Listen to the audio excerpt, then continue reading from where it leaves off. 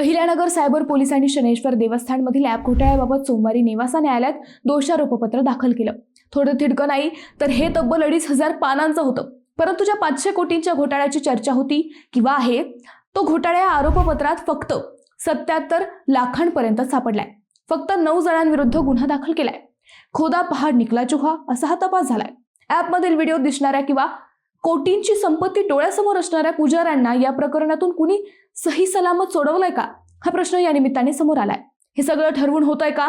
पाठ शिवणीचा खेळ कोण खेळतंय हेच आपण या व्हिडिओतून समजून घेणार आहोत. नमस्कार, मी अद्वैता आणि आपण पाहत आहात अहिल्यानगर लाईव्ह 24, नगरी राजकारणाचं परफेक्ट अनालिसिस. राज्य विधिमंडळाच्या हिवाळी अधिवेशनात निवाशाचे आमदार विठ्ठल लंघे व आष्टीचे आमदार सुरेश धस यांनी शनेश्वर देवस्थानमध्ये झालेला ॲप घोटाळा बाहेर काढला होता. मुख्यमंत्री देवेंद्र फडणवीस यांनीही या मुद्द्याची गंभीर दखल घेतली होती. धर्मादाय आयुक्त, सायबर पोलीस व स्वतंत्र गुन्हे शाखेमार्फत हा तपास करण्याचे आश्वासन दिले होते. हा सगळा तपास मुंबईतून करण्यात येणार असल्याचे बोलले गेले, परंतु प्रत्यक्षात नगरच्या पोलिसांकडेच ही जबाबदारी दिल्याचे दिसले. सुरुवातीला कोणीच तक्रारदार पुढे न आल्याने पोलीस स्वतः फिर्यादी झाले. सायबर पोलिसांनी देवस्थानचे विश्वस्त, अधिकारी, कर्मचारी, ॲप मालक आणि पुजाऱ्यांचे जबाब नोंदवले. विविध बँक खाती व पुरावे तपासले. त्यानंतर आता नेवासा न्यायालयात 9 संशयितांविरुद्ध 2,500 पानी दोषारोपपत्र दाखल केले. आरोप 500 कोटींचा असला तरी या प्रकरणात फक्त 77 लाखांचा अपहार झाल्याचा आरोप त्यात केला गेला. 9 संशयितांवर गुन्हे दाखल करण्यात आले.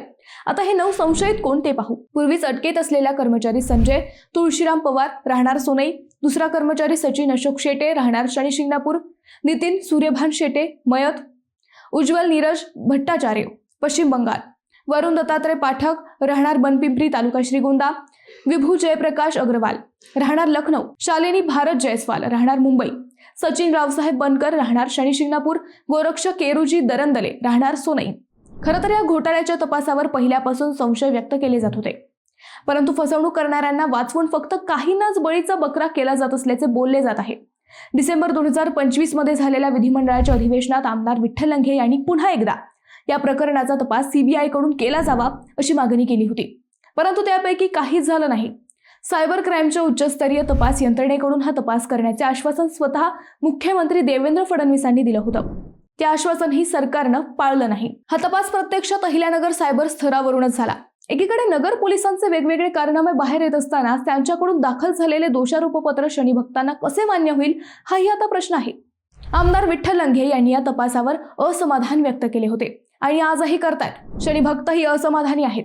सायबर पोलिसांनी फक्त 77 लाखांचा अपहार झाल्याचे दोषारोपपत्रात नमूद केले आहे.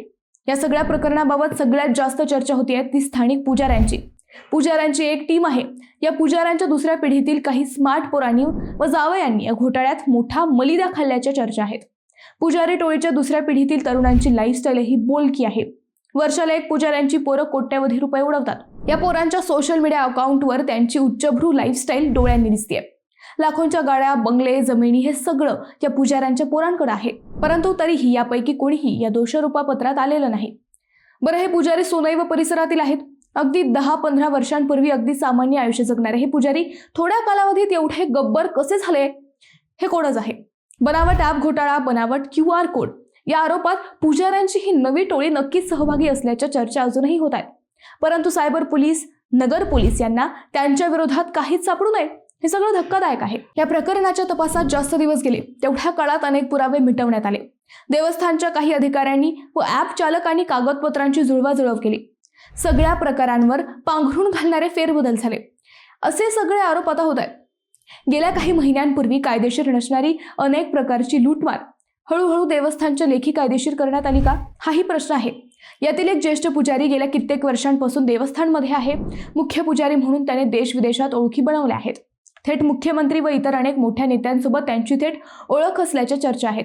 मग हे सगळं वरपासूनच मिटवलं गेलंय का अशाही चर्चा आता सुरू झाल्या आहेत. शनी भक्तांच्या भावनांचा विचार करून सरकारने हा तपास सीबीआय कडे द्यावा अशी मागणी आता जोर धरू लागली आहे. त्यासाठी मोठं आंदोलन करण्याची तयारी आता सामाजिक कार्यकर्ते व शनी भक्त करत असल्याच्या चर्चा आहेत. केंद्रीय गृहमंत्री अमित शहा, उत्तर प्रदेशचे मुख्यमंत्री योगी आदित्यनाथ यांच्यापर्यंत जाण्याची तयारीही काही शनी भक्तांनी केल्याचे बोलले जात आहे. हिंदुत्ववादी सरकार म्हणविणाऱ्या भाजपनेच आता राष्ट्रीय तपास यंत्रणेकडून हे प्रकरण बाहेर काढावं अशी मागणी आता होत आहे. अन्यथा सरकारवरील सामान्य शनी भक्तांचा विश्वास उडेल हे मात्र नक्की. मित्रांनो, तुम्हाला हा विषय कसा वाटला हे आम्हाला कमेंट करून नक्की कळवा. शिवाय व्हिडिओ आवडला असेल तर चॅनलला सबस्क्राईब करून व्हिडिओला लाईक करायला विसरू नका. पुन्हा भेटू नव्या विषयावर. तोपर्यंत धन्यवाद.